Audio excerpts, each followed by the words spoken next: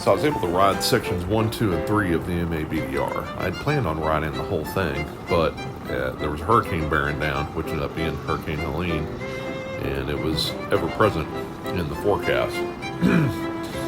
It had rained the previous Saturday and Sunday, and it rained this day, which was Monday, when I first started off. And it was just going to continue to rain, and the road conditions were continuing to get worse and worse and worse. So that on late Tuesday, they were still rideable, but I just didn't have good enough tires for it. I was running Dunlop Trail Max Missions, and they're good tires. They're just not made for these roads that, potentially would have been rained on for 3 or 4 or 5 days straight. So I ended up pulling off after section 3 and heading on home. So I'll have to head back out to finish sections 4 and the rest. I learned a few things on this ride, like how to properly use my navigation, which, thankfully to some forums and asking some people, I'm using Session, and I was using it to navigate instead of using tracks. So I'm using tracks now. So next time that I go out, it'll be a little more accurate and a little easier to use, I think, which is good. Or I may just go out and use a traditional GPS.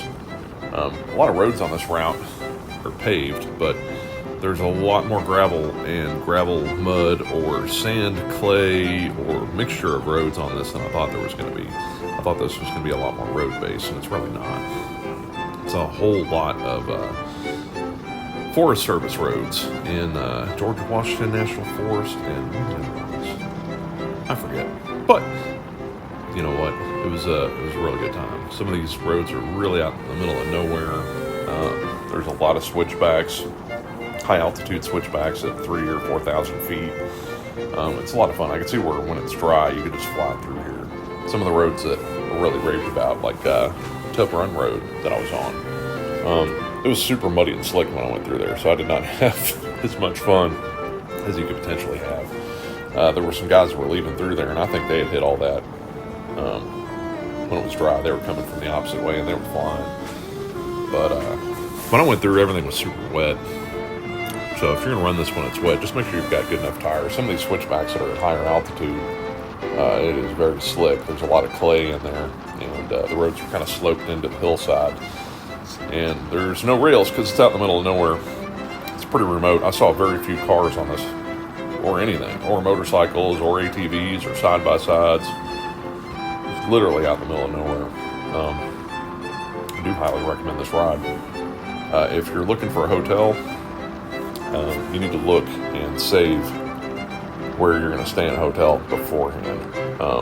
There was a hostel that I missed at the end of section 1. I can't remember the name of. It is registered with the MABDR. I should have stayed there the first night because I got to the end of section 1, and it's a gas station. I think it's a gas station. So I just ended up going into a Holiday Inn in town about 10 or 12 miles up the road.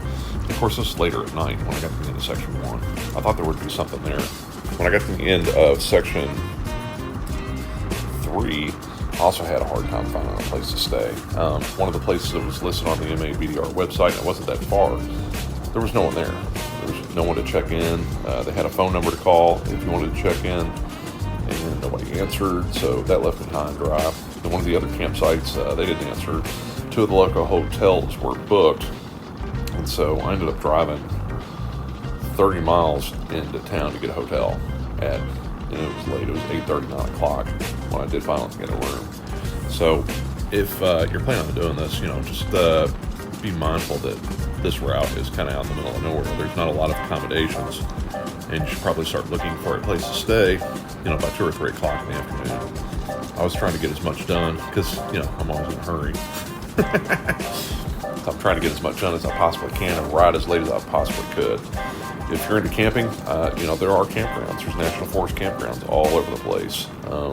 Some of them were kind of remote, and they weren't clear on where to pay or how to reserve them.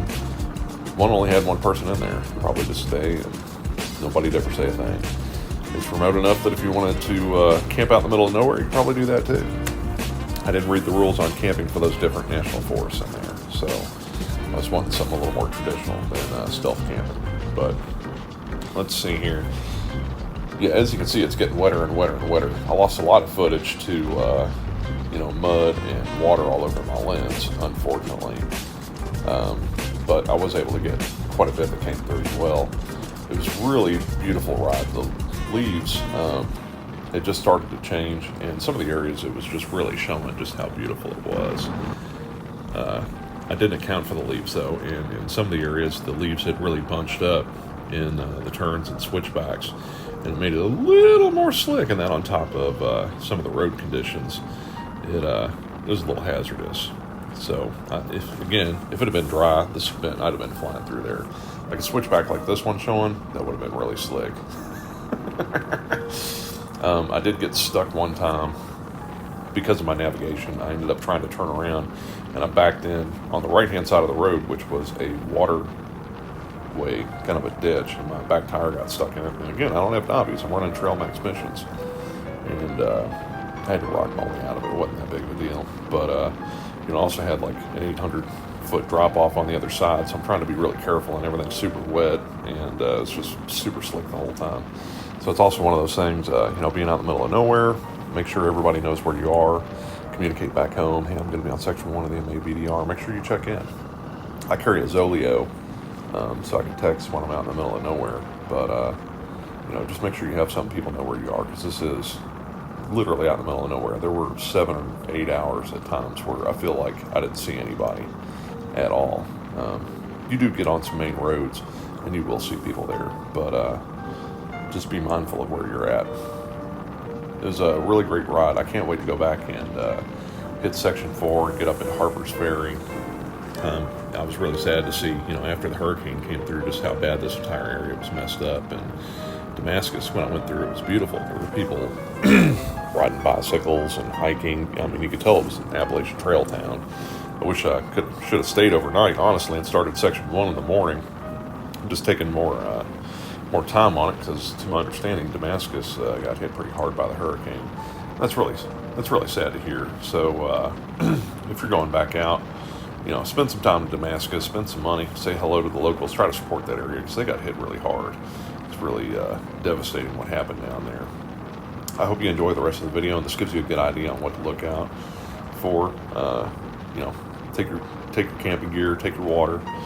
Definitely, take things to take care of your tires, because there are some hazards in here. Some of the gravel's brand new, and it's pretty big and sharp.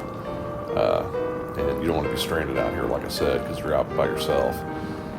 But yeah, absolutely recommend doing this. This is a really good time. Hope you enjoy the rest of the video.